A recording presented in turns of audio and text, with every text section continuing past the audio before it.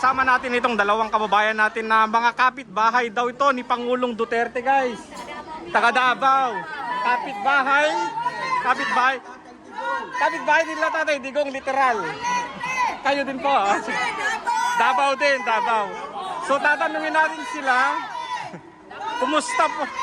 Ano po masasabi nyo sa mga Duterte sa Davao? The best sa Duterte sa Davao. Sige po. Sige po. Ang Davao City, talagang peaceful yan dahil sa Duterte, dahil kay Tatay Digong. The best talaga siya na president.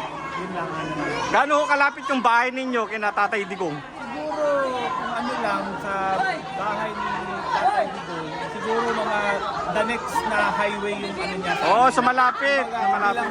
Kabilang kalsada yung sa amin naman dito naman. Okay. Kabilaan lang yung highway dito. Kumusta naman po yung crime situation sa Davao? Maliit talaga. Kasi Maliit talaga. mga Duterte kasi, hindi nila maintindihan yung pagmamahal namin sa mga Duterte kasi hindi nila na-experience. Na-experience naman nila nung presidente na, pero kami all duration sa Davao, they make safe na Davao safe po talaga na kahit saan kami punta naka-cellphone, hindi kami na may mag-snatch, gano'n ba?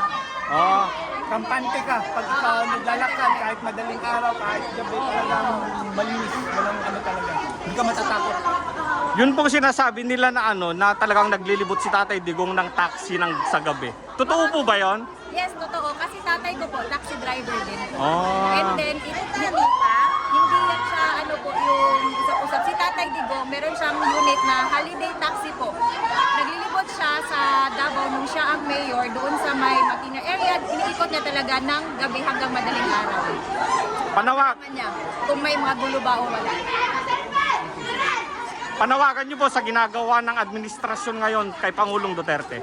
Nakakahiya maging Pilipino na ganun. Kasi walang due process kasi. Hindi naman ako abogado. Pero nga, yung iba nga na binibigyan ng due process. Pero sa kanya, less than 24 hours, nandun na kaagad sa plano. Binigay na siya sa dayuhan. Mensahe po kay Pangulong Duterte. Tay, stay strong. We will bring you home.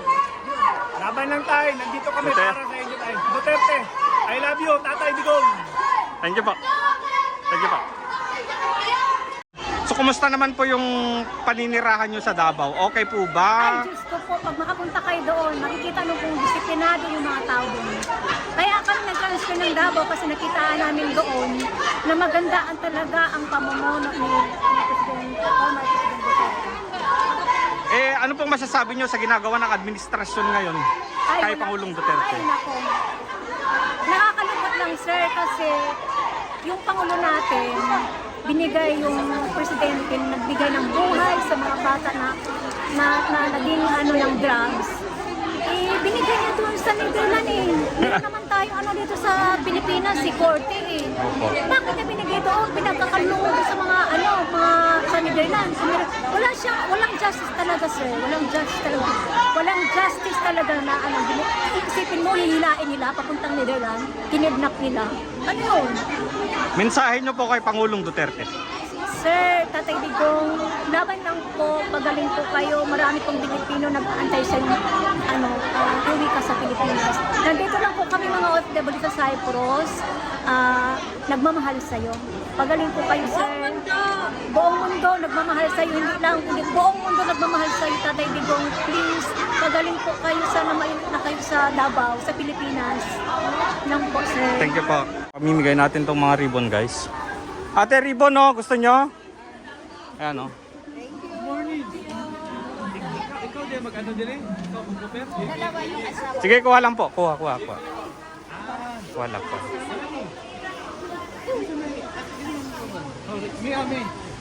Nakukuha na, okay na? Okay lang, te, video ko, ha?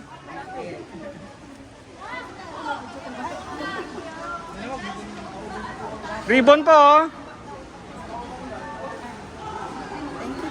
Okay. Ay, gusto ko to. Anong gagawin natin? Wala, gusto niyo lagay sa braso nyo, lagay nyo sa bag nyo, basta may green lang po tayo. Dito sa ganito. Kahit saan, basta wag lang sa leeg. Pag sa leeg, patay tayo dyan. hindi, parang patay naman dyan. Kahit sa, basta sa ano na lang. Para kitang-kita mamaya, no?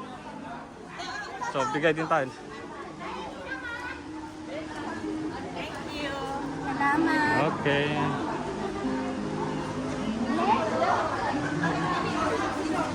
Ribbon! Okay. Wag lang po sa leeg. Kahit saan. Basta hindi lang sa leeg. Wala na. Mga kabayan, no? Para dagdag kulay. Sige po. Ay, wala na. Ayan. Sige, bigyan sa. Ay, hindi pala kabayan. Hindi, panglahi pala yun. Kabayan? Hi po. Welcome po. So, ayan, okay na.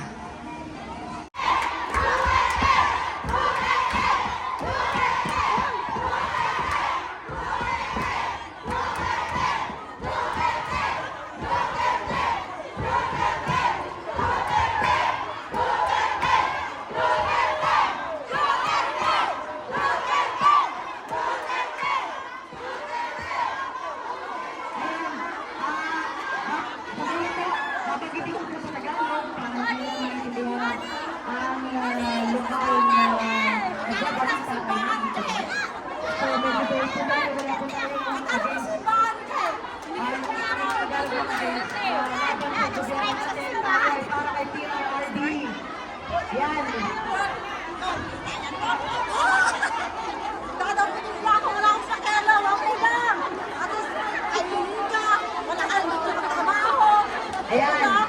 Maraming salamat po. Tayo po ngayon ay kakanta. Magkakaisa po tayo. Dapat may kanta. Kakanta po tayo ng magkaisa. Hindi natin alam yung ano yan, pero yung lyrics lang. Magkaisa. Magkagsama. Kapit kamay. Kapit kamay. Magkaisa. At nagsama. Kapit kamay. Sa bagong pag-asa. May pag-asa ka ba, mga Pilipino? Meron? Meron tayong pag-asa, hindi lamang sa atin, para kay Pangulong Rodrigo Roa Duterte na pinanganak sa Leyte noong Marso 28, 1935. Kabisado na natin tuloy. Sabi ko nga, hindi na siya, para palagi ko, no? 8 years old. Parang hindi na magtatagal, pero sana makaiuwi siya sa sarili niyang bayan. Diba? Napakahirap, hindi ka mamatay sa sarili mong bayan. Ngayon po ay, tayo po, yung mga kabayan natin, may mga asawang ibang lahi.